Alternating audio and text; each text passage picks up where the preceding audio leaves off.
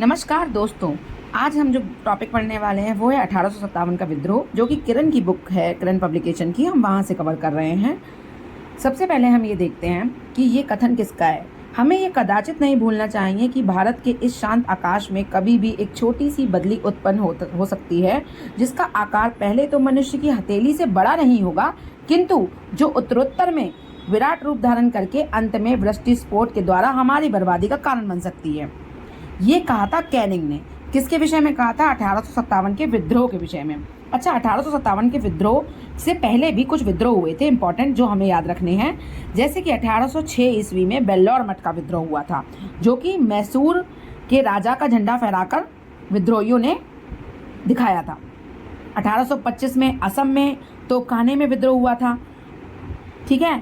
1844 में पहले 34वीं NI तथा 64th रेजिमेंट के सैनिकों ने भी उचित भत्ते ना मिलने के कारण विद्रोह किया था। मतलब ये पहला सैनिक विद्रोह नहीं था, इससे पहले छोटे छोटे विद्रोह हो रहे थे, लेकिन ये जो 1857 का विद्रोह ये बड़ा बन गया। 1849 और 50 में पंजाब में स्थित गोविंदगढ़ की एक रेजिमेंट का विद्रोह हुआ। इससे आपको ये साबित होता है कि इससे पहले भी छुटपुट विद्रोह होते रहते थे। ठीक है। ये विद्रोह जो था, विद्रोह के कारण सिर्फ चर्बी वाला कारतूस ही नहीं बताए जाते, बल्कि वो तत्कालिक कारण हो सकता है। इसके मेन कारण और भी थे, जैसे कि वेलेजली और डलहौजी की नीतियां। डलहौजी ने तंजौर और कर्नाटक के नवाबों की राजकीय उपाधियां जब्त कर ली, मुगल बादशाह को अपमानित किया। उन्होंने सिक्कों पर नाम खुदवाना आदि परंपराएं जो थी उसको भी समाप्त किया और लाल किला छोड़कर बादशाह को कुतुब मीनार में रहने का आदेश दिया। अब आपसे पूछा जा सकता है ऐसे ये सब किसने किया? तो ये सब डलहौजी ने किया। बम्बई में इनम कमीशन बनी थी, जिसने अपनी सिफारिशों के आधार पर करीब 20,000 जागीरों को जब्त कर लिया। तो जागीरदारों से भी दुश्मनी मोल ले ली। तो इनम कमीशन भी जो पॉलिसीज थी ब्रिटिश सरकार की, वो भी कारण थी। तो कौन कौन सी पॉलिसी थी? डलहौजी की, वेलेजली की और इनम कमीशन। इनम कमीशन किससे रिलेटेड है? ये बम्बई में स्थापित हुई थी और 20,000 जागीरदारों की जागीरों को जब्त कर लिया था। ठीक है। 1833 में चार्टर अधिनियम के कारण ईसाई मिशनरियों को भारत में धर्म प्रचार की अनुमति मिली, जिसके कारण भी ऐसा हुआ कि लोगों के मन में विद्रोह की भावना पनपी। अध्यक्ष एक हैं ब्रिटिश नियंत्रण मंडल के, जिनका नाम है मैंगल्स। याद रखिएगा, मैंगल्स। फिर से नोट कर लीजिए, मैंगल्स।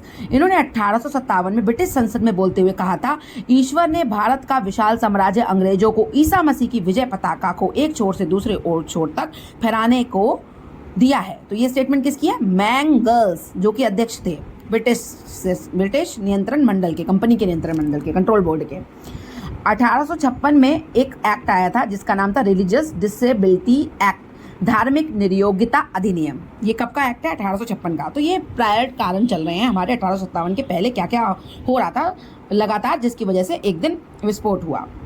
अब चर्बी वाले कारतूस तो तत्कालिक कारण है कि उस दिन ऐसा ऐसा हुआ और उसकी वजह से ब्राउन बेस राइफल के स्थान पर एनफील्ड राइफल का प्रयोग शुरू हो गया, जिसमें मुंह से दांत से खींचनी पड़ती थी और कारतूस लगाने के लिए, जिसमें सुअर की चर्बी और गाय का मांस ये सब कहा गया था। तो वो तत्कालिक कारण था। अब इसमें विद्रोह की योजना, कुछ लोग मानते हैं ये विद्रोह की योजना पहले से बन रही थी। तो कौन कौन विद्रोह की योजना में नाम जो प्रमुख है वो लेते हैं हम। नाना साहब दुद्दू पंत, इनके निकटस्थ हैं अजीमुल्ला खां। ठीक है। रणोजी बापू, अजीमुल्ला ने बिट्ठूर कानपुर जो यूपी में है, वहां से नाना साहब के साथ मिलकर विद्रोह की योजना को अंतिम रूप दिया, ऐसा माना जाता है। सर जॉन के अनुसार स्टेटमेंट याद रखिएगा, महीनों से बल्कि वर्षों से ये लोग सारे देश के ऊपर अपनी साजिशों का जाल फैला रहे थे। जो कि विद्रोही थे उनके बारे में कहा गया। सर जॉन जो कि ब्रिटिशर्स थे, ऑब्वियस है, तो उन्होंने ये बोला कि महीनों से नहीं बल्कि वर्षों से ये योजना चल रही थी। तो इससे आप ये साबित कर सकते हो कि 1857 का जो विद्रोह था एक सुनियोजित योजना के तहत था, सर जॉन के अकॉर्डिंग। ठीक है। बैरकपुर की छावनी में घटी जो मंगल पांडे वाली घटना है, बैरकपुर कहाँ है? वेस्ट बंगाल में, पहला फैक्ट। दूसरा, मंगल पांडे कहाँ के थे? तो उत्तर प्रदेश के गाजीपुर और अब बलिया। अब इस समय प्रेजेंट टाइम में बलिया है, पहले वो गाजीपुर का पार्ट था, वहाँ के ये रहने वाले थे।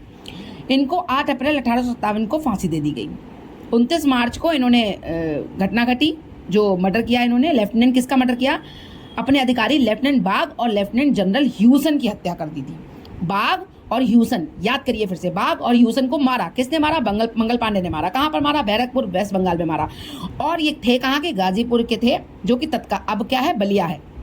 8 अप्रैल 1857 को इनको फांसी दे दी गई। अब जो विद्रोह था, विद्रोह का प्रसार कैसा हुआ, प्रसार कहाँ कहाँ होता है? सबसे पहले ये विद्रोह मेरठ पहुंचा, मेरठ के बाद ये विद्रोह दिल्ली पहुंचा, दिल्ली के बाद लखनऊ, लखनऊ के बाद कानपुर, ऐसे करते करते ये विद्रोह आगे चलता गया। अब कहाँ कहाँ कौन कौन नेता थे हम वो भी देख लेते हैं। सबसे पहले दिल्ली में थे बहादुर शाह और जफर बख्त उनके कमांडर, और इंग्लिश वाले थे हमारे अंग्रेज जो ब्रिटिशर जिसको कुचलने की प्रयास कर रहे थे वो थे निकलसन और हडसन। हडसन के ही सामने दिल्ली में बहादुर शाह ने अपना आत्मसमर्पण किया। कानपुर में नाना साहब और तांत्या टोपे थे, लखनऊ में बेगम हजरत महल और ब्रिजेश कादिर, झांसी में रानी लक्ष्मीबाई तांत्या टोपे, जगदीशपुर में कुंवर सिंह बिहार में और अमर सिंह, फैजाबाद में मौलवी अहमदुल्ला, और फैजाबाद में जो मौलवी अहमदुल्ला थे यही थे आपके शाहजहांपुर में, इलाहाबाद में लियाकत अली, बरेली में खान बहादुर, बरेली में जो ब्रिटिशर था इसको कुचलने के लिए वो था विंसेंट आयर, इलाहाबाद में कर्नल नील, फैजाबाद में रेनॉल्ड, जगदीशपुर में टेलर, और झांसी में आप सबको पता है ह्यूरोज, और कानपुर और लखनऊ दोनों जगह एक ही था, कॉलिन कैंपबेल, और दिल्ली में थे निकलसन एंड हडसन। हमने दोबारा रिवाइज कर लिया इसको।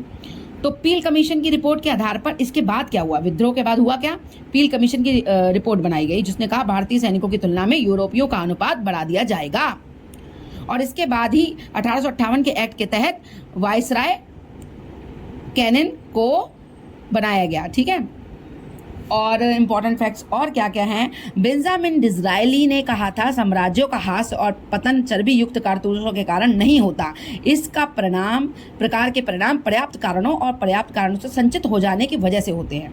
ये एक राष्ट्रीय विद्रोह था। किसने इसको एक राष्ट्रीय विद्रोह का नेशनल रिवॉल्ट किसने कहा, बेंजामिन डिज़रायली ने, जो कि एक ब्रिटिशर थे। तो ये अपने आप में एक उनकी इंपॉर्टेंट स्टेटमेंट हो जाती है। तो यहाँ तक हमने रिवाइज कर लिया 1857 का विद्रोह के इम्पॉर्टेंट पॉइंट जो कि हमें लगा कि इम्पॉर्टेंट थे और हमसे एग्जाम में पूछे जा सकते हैं। आपको और भी कुछ पॉइंट्स याद हैं तो कमेंट सेक्शन में ज़रूर बताइए कि क्या चीज़ हमने पढ़ने से रह गई है, ताकि सबका रिवीजन हो सके। जनरल हीरोज की स्टेटमेंट आपको याद होगी जो कि रानी लक्ष्मीबाई की वो स्टेटमेंट थी कि भारतीय क्रांतिकारियों के बीच में यहाँ सोई औरत अकेली मर्द है। तो इस किसकी स्टेटमेंट थी, जनरल हीरोज की। किसके बारे में थी, रानी लक्ष्मीबाई के बारे में। तो यहाँ तक हमने पढ़ा, और यहाँ पे जो 1857 की क्रांति के बाद जो इम्पोर्टेंट चीज़ें थी वो यही थी कि लॉर्ड कैनिंग को गवर्नर जनरल की जगह वाइसराय संबोधित किया जाने लगा। महारानी की उद्घोषणा का जो कैनिंग ने पढ़ा था 1 नवंबर 1858 को पढ़ा था। कब पढ़ा था, 1 नवंबर 1858 को। और एक और कमीशन थी रॉयल कमीशन, जो कि सेना के गठन से संबंधित। इसमें सेना का गठन जो हुआ था वो बड़ी कुटिलता से फूट डालो और राज्य करो की नीति से धर्म जाति समुदाय के आधार पर विभाजित किया गया था। तो 2 कमीशन थी, एक पील कमीशन और एक थी रॉयल कमीशन। पील कमीशन में क्या हुआ, उसने कहा कि यूरोपियों की संख्या बढ़ाओ, और रॉयल कमीशन ने क्या कहा, धर्म और जाति के अनुसार डिवाइड एंड रूल। बस यही था 1857 के विद्रोह के बारे में प्री से इंपॉर्टेंट फैक्ट्स।